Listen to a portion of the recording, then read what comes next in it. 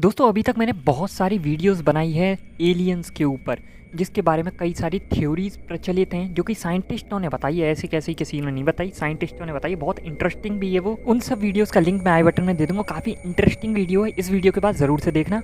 आज हम बात करने वाले हैं वर्ब ड्राइव से एलियन सिविलाइजेशन के बारे में पता चल सकता है, क्योंकि वो ग्रेविटेशनल वेव्स छोड़ते हैं जिसे हम डिटेक्ट कर सकते हैं और पता लगा सकते हैं कि कोई एलियन सिविलाइजेशन है। और ये वर्ब जो ड्राइव्स है ये क्या होता है, नाम से ही पता चल रहा है कि वर्ब माने असत्यता होता है। तो आगे आपको पता चलेगा ऐसा क्यों कहा गया है इसे। आज मैं आपको वीडियो लाइक करने के लिए नहीं बोलूँगा, क्योंकि आज की वीडियो इतनी ज़्यादा अच्छी है, जिसने पूरी देख ली और समझ लिया वो इतना एक्साइटेड हो जाएगा कि वो खुद ही लाइक करेगा वीडियो को। उससे पहले अगर आपने चैनल को अभी तक सब्सक्राइब नहीं किया है तो प्लीज़ ज़रूर से कर लीजिए। वैसे दोस्तों वर्ब ड्राइव के कॉन्सेप्ट को फिजिसिस्ट और साइंस फिक्शन में काफ़ी डिस्कस किया गया है। ये एक हाइपोथेटिकल प्रोपल्सन सिस्टम है जो स्पेसक्राफ्ट को लाइट स्पीड से तेज ट्रैवल करने का पोटेंशियल देता है। वर्ब ड्राइव के काम करने की थ्योरी ये है कि ये स्पेस टाइम को डिस्टॉर्ट करके स्पेसक्राफ्ट के आगे वाले स्पेस को कंप्रेस करता है और पीछे वाले स्पेस को एक्सपेंड, जिससे स्पेसक्राफ्ट इफेक्टिवली लाइट स्पीड से तेज ट्रैवल कर सकता है बिना एक्चुअली लाइट स्पीड क्रॉस किए। सब मैं आपको डिटेल से समझाऊंगा, अभी सिर्फ कॉन्सेप्ट वगैरह बता रहा हूँ, उसके बाद समझेंगे आराम से, ठीक है। लेकिन इससे ये कैसे पता चलेगा कि एलियन सिविलाइजेशन है कोई? तो ये आइडिया आया है कि अगर कोई advance civilization warp drive technology का यूज़ कर रही हो तो उसके नतीजे में ग्रेविटेशनल वेव्स जनरेट हो सकती हैं। ग्रेविटेशनल वेव्स स्पेस टाइम में डिस्टॉर्शन होती हैं जो मास और एनर्जी के मोशन से निकलती हैं। अगर एलियन वर्ब ड्राइव का यूज़ करते हैं तो उनकी ग्रेविटेशनल वेव्स हमारे इंस्ट्रूमेंट डिटेक्ट कर सकते हैं। LIGO या फिर LIGO जैसे डिटेक्टर्स जो ऑलरेडी ब्लैक होल्स और न्यूट्रॉन स्टार्स के कोलिजन से आने वाले ग्रेविटेशनल वेव्स डिटेक्ट कर रहे हैं, थियोरेटिकली ऐसे सिग्नल्स को भी डिटेक्ट कर सकते हैं जो किसी एडवांस वर्ब ड्राइव से आए हों। अगर ऐसे अनयूजुअल ग्रेविटेशनल वेव्स डिटेक्ट की जाती हैं जो किसी नेचुरल एस्ट्रोनॉमिकल इवेंट से एक्सप्लेन नहीं की जा सकती, तो ये इस बात का इंडिकेशन हो सकता है कि कहीं स्पेस में कोई एलियन सिविलाइजेशन एग्जिस्ट करती है जो वर्ब ड्राइव का इस्तेमाल कर रही है। और ये पॉसिबिलिटीज़ स्पेस एक्सप्लोरेशन और एलियन लाइफ के सर्च में एक नई डायरेक्शन प्रोवाइड करती है, क्योंकि ये प्योरली स्पेकुलेटिव नहीं बल्कि साइंटिफिक ऑब्जर्वेशन पर बेस्ड हो सकती है। वर्ब ड्राइव्स का कॉन्सेप्ट जो पहली बार फिजिसिस्ट मिगुएल एल्क्यूबेरे, ये इतने खतरनाक नाम क्यों रखते हैं, इन्होंने 1994 में प्रपोज किया था। साइंस फिक्शन और साइंटिफिक कम्युनिटी दोनों को ही काफ़ी फैसिनेटेड करता था ये कॉन्सेप्ट। तो जैसे कि मैंने बताया था कि verb drive theoretically space time को डिस्टॉर्ट करके एक स्पेसक्राफ्ट को लाइट स्पीड से तेज ट्रैवल करने का मौका दे सकता है बिना किसी फिजिकल लॉ को वॉयलेट किए। मिगुएल के आइडिया के हिसाब से वर्ब ड्राइव एक बबल क्रिएट करता है जिसमें स्पेसक्राफ्ट होता है। इस बबल के आगे का स्पेस कॉन्ट्रैक्ट होता है और पीछे का स्पेस एक्सपेंड, जिससे स्पेसक्राफ्ट को इफेक्टिवली लाइट स्पीड से तेज मूव होने का इल्यूजन मिलता है। टेक्निकली स्पेसक्राफ्ट मूव नहीं कर रहा होता बल्कि स्पेस टाइम ही उसके आसपास डिस्टॉर्ट हो रहा होता है। रीसेंट रिसर्च ये सजेस्ट करती है कि अगर वर्ब ड्राइव का यूज़ किया जाए तो उससे ग्रेविटेशनल वेव्स जनरेट हो सकती हैं। ग्रेविटेशनल वेव्स वो रिपेल्स हैं जो स्पेस टाइम में तब होती हैं जब कोई मैसिव ऑब्जेक्ट एक्सेलरेट होता है, जैसे black hole collision. Verb drive से जनरेट होने वाली ग्रेविटेशनल वेव्स थियोरेटिकली डिटेक्ट की जा सकती है हमारे मॉडर्न इंस्ट्रूमेंट, जैसे कि मैंने LIGO का नाम बताया था, LIGO। और ये सब चीज़ें जो हैं इन्होंने आइडिया दिया था, इससे डिस्कवरी के नए पॉसिबिलिटीज़ खुलती हैं, क्योंकि अगर हम ग्रेविटेशनल वेव्स के अनयूजुअल पैटर्न ऑब्जर्व करते हैं तो हमारे पास एलियन लाइफ को इनडायरेक्टली डिटेक्ट करने का एक सॉलिड साइंटिफिक बेसिस हो सकता है। वर्ब ड्राइव्स को प्रैक्टिकल रियलिटी में इम्प्लीमेंट करना काफ़ी चैलेंजिंग है और इसके लिए कुछ ऐसे एलिमेंट्स की ज़रूरत होती है जो अभी तक हमारी रीच में नहीं हैं। मैंने एक रीसेंट वीडियो भी बनाया था जिसमें एक नए एलिमेंट की खोज हुई थी, उसे बनाया गया था, काफ़ी अच्छा था, हेवीएस्ट एलिमेंट था। खैर आगे बढ़ते हैं हम यहाँ। सबसे बड़ा जो चैलेंज है इसमें एक्सोटिक मैटर का है, जिसमें नेगेटिव एनर्जी डेंसिटी होती है। ये एक्सोटिक मैटर वर्ब बबल को मेंटेन करने के लिए एसेंशियल है, लेकिन अभी तक ऐसे मटेरियल हमने बनाए नहीं हैं। इन सब मुश्किलों के बावजूद जो फिजिसिस्ट हैं वो इस कॉन्सेप्ट को थ्योरेटिकली एक्सप्लोर कर रहे हैं। बेशक अभी हम प्रैक्टिकल ना कर पाएँ, लेकिन बंद नहीं करा है उन्होंने एक्सप्लोर करना। खैर, फिजिसिस्ट ने वर्प ड्राइव कंटेनमेंट फेलियर के बाद होने वाली ग्रेविटेशनल वेव्स जो सिग्नेचर को एनालाइज किया है। ये स्टडी यूके और जर्मनी के इंस्टीट्यूट्स के रिसर्चर्स ने की है, जिसमें उन्होंने सिमुलेट किया है कि अगर एक वर्प बबल कोलैप्स हो जाए तो उससे कैसी ग्रेविटेशनल वेव्स जनरेट हो सकती हैं। रिसर्चर्स ने ऑब्जर्व किया है कि जब वर्प बबल कोलैप्स होता है तो एक sudden burst of gravitational wave radiation निकलती है। ये ग्रेविटेशनल वेव्स अपने कैरेक्टरिस्टिक्स में काफ़ी यूनिक होती है और इनका pattern typical gravitational wave event जैसे ब्लैक होल या न्यूट्रॉन स्टार मर्जर से काफ़ी डिफरेंट होता है। और ये डिस्कवरी इंपॉर्टेंट है क्योंकि अगर हम फ्यूचर में ऐसे unique gravitational waves signatures detect करते हैं तो ये पोटेंशियल एविडेंस हो सकता है किसी वर्प ड्राइव कंटेनमेंट फेलियर का। और अगर ऐसे इवेंट्स हो रहे हैं तो ये इस बात का सिग्नल भी हो सकता है कि कोई एडवांस्ड टेक्नोलॉजी या सिविलाइजेशन स्पेस टाइम को मैनिपुलेट करने की कोशिश कर रही है। वर्प ड्राइव कोलैप्स से जनरेट होने वाली ग्रेविटेशनल वेव्स की फ्रीक्वेंसीज इतनी हाई होती है कि करंट डिटेक्टर्स, जैसे मैंने बताया था LIGO,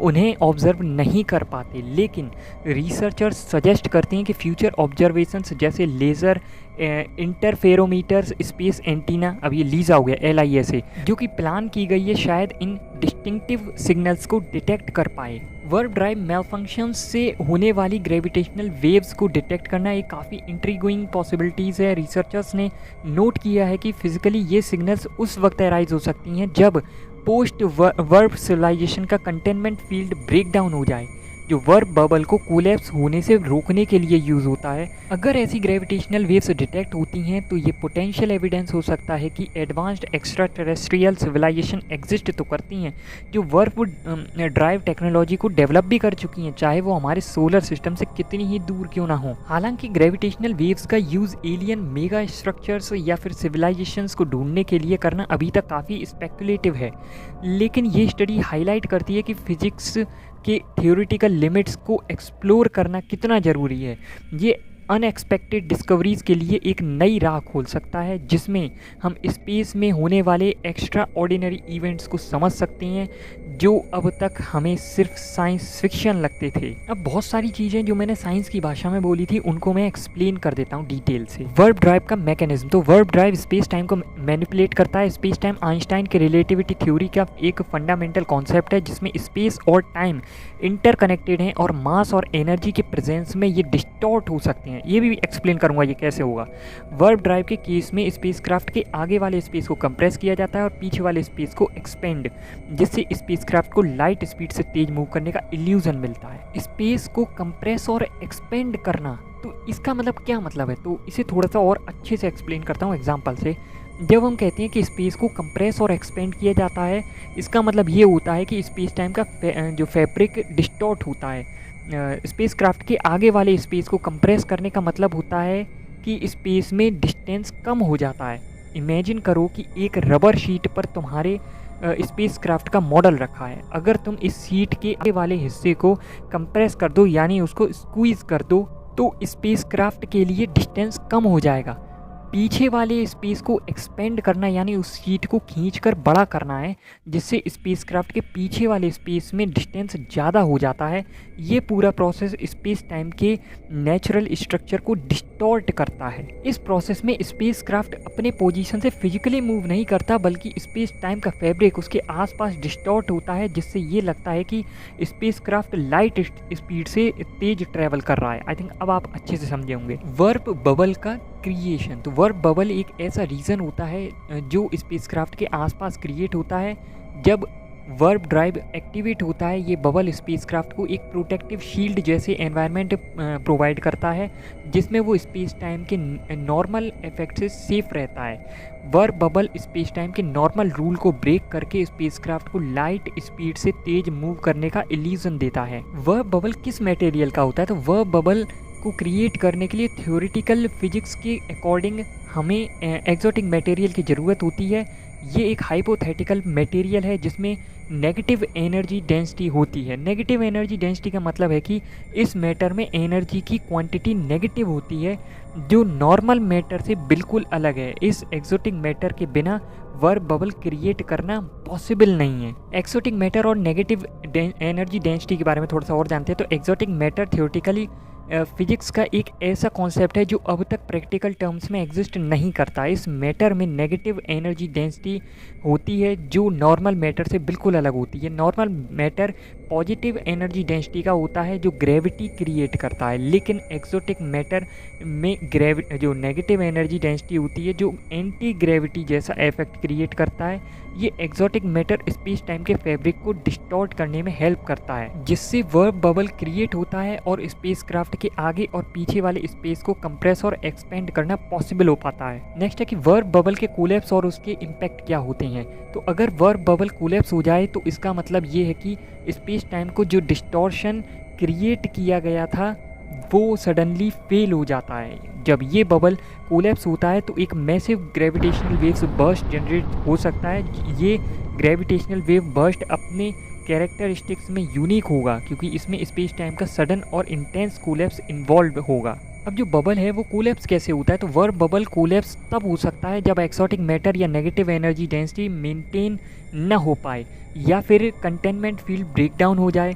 जब कंटेनमेंट फील्ड जो बबल को स्टेबल रखता है फेल हो जाता है तो बबल कोलैप्स हो जाता है और स्पेस टाइम अपनी ओरिजिनल शेप में वापस आने की कोशिश करता है, जो एक वॉयलेंट इवेंट हो सकता है। कोलैप्स का इम्पैक्ट और यूनिकनेस क्या होगी। तो ये कोलैप्स एक unique gravitational wave signal generate करेगा जो किसी नॉर्मल एस्ट्रोनॉमिकल इवेंट से डिफरेंट होगा। ये सिग्नल इतना यूनिक होगा कि अगर हम फ्यूचर में ऐसे सिग्नल्स डिटेक्ट करते हैं तो ये इस बात का इंडिकेशन हो सकता है कि किसी एडवांस सिविलाइजेशन ने वर्ब ड्राइव टेक्नोलॉजी का यूज़ किया और उनका कंटेनमेंट फील्ड फेल हो गया है। मतलब हम इनकी यूनिकनेस से ही पता लगा लेंगे कि कोई तो एक्स्ट्रा टेरेस्ट्रियल लाइफ एग्जिस्ट करती है। एक मैंने वर्ड बोला था पोस्ट वर्ब सिविलाइजेशन, तो इसका मतलब है कि एक एडवांस सिविलाइजेशन जो वर्ब ड्राइव टेक्नोलॉजी को सक्सेसफुली डेवलप कर चुकी है और यूज़ करती है। कंटेनमेंट फील्ड वो फोर्स फील्ड है जो वर्ब बबल को स्टेबल रखता है और कोलैप्स होने से रोकता है। जो वर्ब बबल था वो स्पेसक्राफ्ट को प्रोटेक्ट कर रहा था।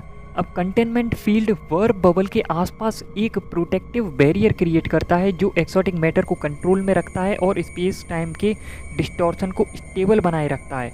अगर ये फील्ड फेल हो जाती है तो बबल कोलैप्स हो जाता है। मतलब अगर ये फील्ड फेल तो बबल कोलैप्स होगा और बबल कोलैप्स हो जाता है तो एक डेंजरस और पोटेंशियली डिस्ट्रक्टिव इवेंट हो सकता है। और अगर ये बबल कोलैप्स होता है तो क्या होगा कि इस कोलैप्स से ग्रेविटेशनल वेव्स निकलेगी जो अपने नेचर में यूनिक होगी क्योंकि वो एक आर्टिफिशियल इवेंट के कारण होगी जो स्पेस टाइम की नॉर्मल डायनेमिक्स से बिल्कुल अलग थी। एक चीज़ मैंने और बताई थी कि मास और एनर्जी की प्रेजेंस में स्पेस और टाइम ये जो है डिस्टॉर्ट होता है। तो ये क्या है इसके बारे में जानते हैं। मास और एनर्जी की प्रेजेंस में स्पेस और टाइम का डिस्टॉर्ट होना आइंस्टाइन की जनरल थ्योरी ऑफ रिलेटिविटी पर बेस्ड है।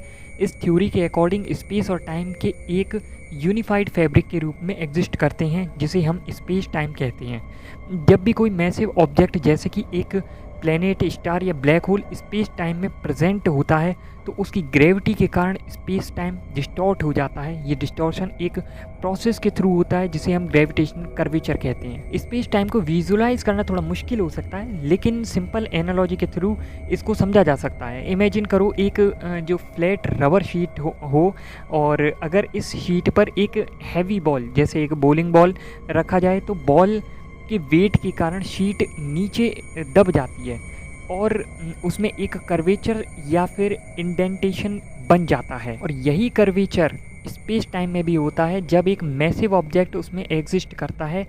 जितना ज़्यादा मास या एनर्जी उस ऑब्जेक्ट का होगा उतना ही ज़्यादा कर्वेचर या डिस्टॉर्शन स्पेस टाइम में होगा। अब आप क्लियरली समझ गए होंगे। जनरल रिलेटिविटी को मैथमेटिकली डिस्क्राइब करने के लिए आइंस्टाइन ने एक सेट ऑफ इक्वेशन डेवलप किया जिसे आइंस्टाइन फील्ड इक्वेशन कहते हैं। ये इक्वेशन बताती है कि किस तरह मास और एनर्जी स्पेस टाइम को डिस्टॉर्ट करते हैं। इन इक्वेशंस के according matter tells space time how to curve and curved space time tells matter how to move. मतलब मास और एनर्जी स्पेस टाइम को डिस्टॉर्ट करते हैं, ये हमें पता है। और ये डिस्टॉर्टेड स्पेस टाइम ही फिर मैटर और एनर्जी मोशन को इन्फ्लुएंस करता है। फिर टाइम डायलेशन, जब स्पेस टाइम डिस्टॉर्ट होता है तो सिर्फ स्पेस ही नहीं टाइम भी इफेक्ट होता है। ये फिनोमेनन को टाइम डायलेशन कहते हैं, जहाँ पे स्पेस टाइम का कर्वेचर ज़्यादा होता है, जैसे कि एक ब्लैक होल के पास वहाँ टाइम स्लोअर पास होता है कंपेयर टू एक फ्लैट स्पेस टाइम रीजन जैसे कि अर्थ की सरफेस पर। इसका मतलब ये होता है कि ग्रेविटेशनल फील्ड के आसपास टाइम की स्पीड कंपैरेटिवली स्लो होती है, और इसके बारे में मैंने एक डिटेल्ड वीडियो बनाया, हो सका तो उसका लिंक भी दे दूंगा आई बटन में। अब इंपॉर्टेंट चीज़ है जियोडिसाइड्स। तो स्पेस टाइम के कर्वेचर के कारण ऑब्जेक्ट्स जो इसमें मूव करते हैं उनका पाथ स्ट्रेट लाइन में नहीं होता है, इंस्टेंट वो कर्व्ड पाथ फॉलो करते हैं जिसे जियोडिसाइड्स कहते हैं। ये curved path actually space time का शॉर्टेस्ट पाथ होता है, लेकिन उनकी स्पेस टाइम कर्व्ड होता है। ये जियोडिसाइड्स भी कर्व्ड हो जाता है, इसलिए जैसे ही कोई ऑब्जेक्ट जैसे एक प्लेनेट या सैटेलाइट स्पेस टाइम के कर्व्ड रीजन में मूव करता है, उसका मोशन भी कर्व्ड होता है। इस कर्वेचर का एक्सपीरियंस हम ग्रेविटी के रूप में करते हैं। मास और एनर्जी से स्पेस टाइम डिस्टॉर्शन के एग्जाम्पल्स, तो ब्लैक होल्स स्पेस टाइम में सबसे इंटेंस कर्वेचर क्रिएट करते हैं, आपको पता, क्योंकि वो बहुत भारी होते हैं। इनका मास इतना ज़्यादा होता है कि ये अपने आसपास के स्पेस टाइम को एक्सट्रीम लेवल तक डिस्टॉर्ट कर देते हैं। ब्लैक होल के इवेंट होराइजन के पास स्पेस टाइम इतना ज़्यादा कर्व हो जाता है कि लाइट भी वहाँ से एस्केप नहीं कर सकती। अर्थ और सन का ग्रेविटेशनल फील्ड, तो अर्थ और सन का भी अपना ग्रेविटेशनल फील्ड होता है जो स्पेस टाइम को कर्व्ड करता है, क्योंकि वो भी तो उस फैब्रिक में कुछ भार है, मतलब अर्थ वगैरह में, तो कर्व क्रिएट कर रहा है। लेकिन ब्लैक होल की तरह नहीं, अर्थ के ग्रेविटेशनल फील्ड के कारण ऑब्जेक्ट्स जैसे सैटेलाइट्स मतलब मून वगैरह, और सैटेलाइट जो दूसरे हम आर्टिफिशियल भेजते हैं वो, या एप्पल अर्थ की सरफेस की तरफ अट्रैक्ट होते हैं। ये अट्रैक्शन एक्चुअली स्पेस टाइम के कर्वेचर के कारण होता है। ग्रेविटेशनल लेंसिंग क्या है, ये भी इंपॉर्टेंट है। तो ग्रेविटेशनल लेंसिंग एक और फेनोमेनन है जो स्पेस टाइम डिस्टॉर्शन का प्रूफ है। जब एक मैसिव ऑब्जेक्ट जैसे कि एक गैलेक्सी किसी और ऑब्जेक्ट जैसे कि एक डिस्टेंट स्टार के बीच में आता है, तो उस गैलेक्सी का ग्रेविटी उसके पीछे वाले स्टार से आने वाली लाइट को बेंड कर देती है। ये बेंडिंग स्पेस टाइम के कर्वेचर के कारण होती है, और इससे हमें एक डिस्टॉर्टेड या multiple images of distant star दिखाई देती है। तो गाइस हमारी तैयारी तो पूरी है, बस हमें एक ग्रेविटेशनल वेव्स का इंतज़ार है कि कोई बबल कोलैप्स हो या फिर उससे निकलने वाली ग्रेविटेशनल वेव्स डिटेक्ट हो और हमें पता चले कि कोई तो है इस ब्रह्मांड में हमारे साथ। और क्या पता किसी दिन हम खुद ऐसी वर्ब ड्राइव करने में सक्षम हो पाएँ और हमें फिर किसी और की ज़रूरत है ही नहीं, हम खुद ही वो कर पाएंगे, और हम फिर एक जगह से दूसरी जगह जाके पता कर लेंगे कि भाई कोई दूसरी एक्स्ट्रा टेरेस्ट्रियल लाइफ एग्जिस्ट करती है या नहीं। आपका क्या मानना है इस बारे में कमेंट करके ज़रूर से बताना। वीडियो अगर पसंद आई है तो लाइक शेयर कमेंट सब्सक्राइब जरूर करना, और आई बटन चेक कर लेना, चैनल चेकआउट कर देना, बहुत सारी मज़ेदार वीडियो आपको देखने को मिल जाएंगी।